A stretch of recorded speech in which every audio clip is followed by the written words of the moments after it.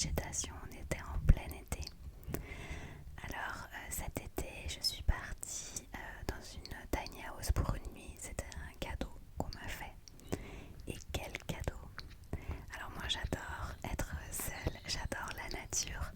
Et donc ces deux conditions étaient réunies pour une nuit parfaite.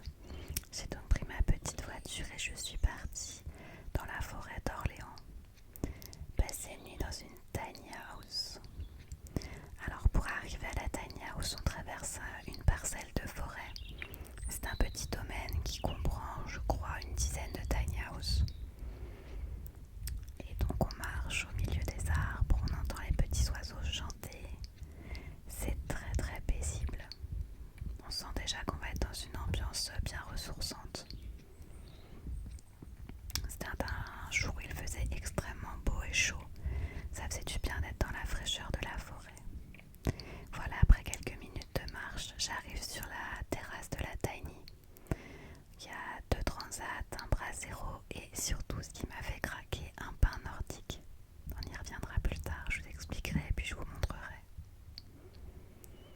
Donc là on passe sur la terrasse et puis je vais vous montrer un petit peu comment c'était fait à l'intérieur. On arrive dans la tiny house qui a une ambiance très boisée. Donc on arrive par la kitchenette. Enfin je dis kitchenette mais en fait elle est quand même assez grande et très bien équipée. Donc décoration en bois. C'est simple, c'est sobre et épuré mais on a tout ce qu'il nous faut. Regardez un peu toutes ces ouvertures avec vue sur la forêt environnante.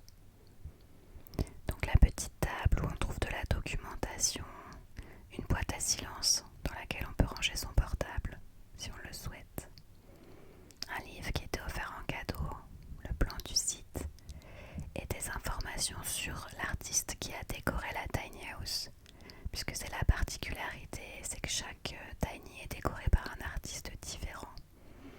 Il a également sélectionné des livres et un peu de déco. Là donc on a l'épicerie, le coin cuisson, la théière et le point d'eau.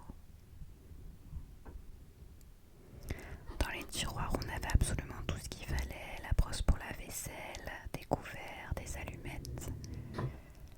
On avait de la vaisselle en poterie, il me semble que c'était fait par une céramiste de la région. Et puis tout nécessaire pour les cuissons. La petite salle d'eau avec toilette et douche. Super bien équipée. Il y avait un sèche-cheveux, un produit anti-moustique, un petit radiateur soufflant et 2 grosses serviettes moelleuses. De quoi se sentir bien. Voilà, la particularité, c'est toutes ces ouvertures de chaque côté de la tiny house avec une vue sur la forêt et cette grande baie vitrée, cette immense baie vitrée qui donne du lit sur la forêt. Le lit était immense avec des draps tout doux. Donc on arrive sur la terrasse et je vous montre le bain nordique qui a fait mon bonheur. L'eau était à la température idéale. La particularité du bain nordique, pour ceux qui ne connaissent pas, c'est que c'est une sorte de spa jacuzzi. Non, enfin pas jacuzzi puisqu'il n'y a pas de bulle, mais qui est chauffé au feu de bois. Donc ça sentait bon le feu de bois sur la terrasse et l'eau était géniale. Ça c'était la vue que j'avais depuis le bain nordique. Donc je suis arrivée, j'ai posé mes affaires et puis j'en ai profité pour aller me baigner pendant qu'il faisait encore jour. Et pas trop frais mine de rien parce que dans la forêt la fraîcheur est vite tombée dans la soirée. Voilà, donc tout était calme. J'ai absolument pas entendu les autres personnes qui étaient dans les autres tiny houses du domaine. J'avais l'impression d'être seule au monde. Ça faisait des jolis reflets dans l'eau. Et voilà les grands arbres tout autour. On entendait les oiseaux, le bruit des feuilles, c'était génial. Après mon bain, je me suis séchée et puis en place pour l'apéro. Et ça a été mon test du feu puisqu'il a mal, mais j'ai réussi. J'en ai profité pour faire des s'mores pour mon dessert. C'est des petits bouts de chamallow et de chocolat qu'on coince entre deux biscuits. Et on fait fondre le chamallow avec la chaleur des flammes. C'est délicieux. Je crois que c'est un dessert qui vient des États-Unis, si je ne dis pas de bêtises. Je me suis régalée. Vous voyez, ça donne ça. Je ne sais pas si vous connaissez. C'est trop bon.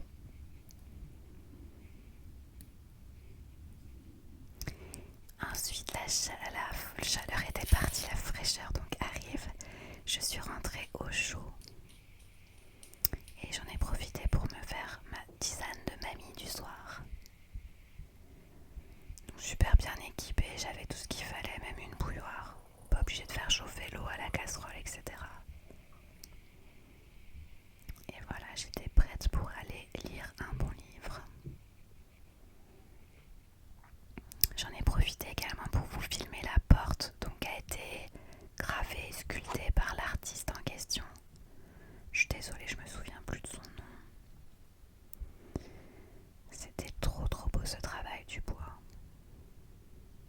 C'était génial à toucher aussi tous ces petits reliefs. Donc ça c'est moi qui lis évidemment dans cette position. Et après une bonne nuit de sommeil bien récupérateur, voilà ce que j'ai vu en ouvrant le store. C'était magnifique de se réveiller dans ce cadre-là. Vraiment super. Mais je n'avais pas oublié de me faire un dernier petit plaisir avant de repartir puisque je me suis fait livrer un panier de petit déjeuner au pied de ma porte avec d'excellents produits locaux. Je me suis régalée. Vraiment les viennoiseries, le pain, le yaourt, tout ça, mais c'était dément tellement c'était bon. Je vous montre en ouvrant le panier ce que ça donne. Vraiment un pur délice. La présentation est trop mignonne aussi dans le petit panier en osier. Et c'est largement suffisant pour une personne.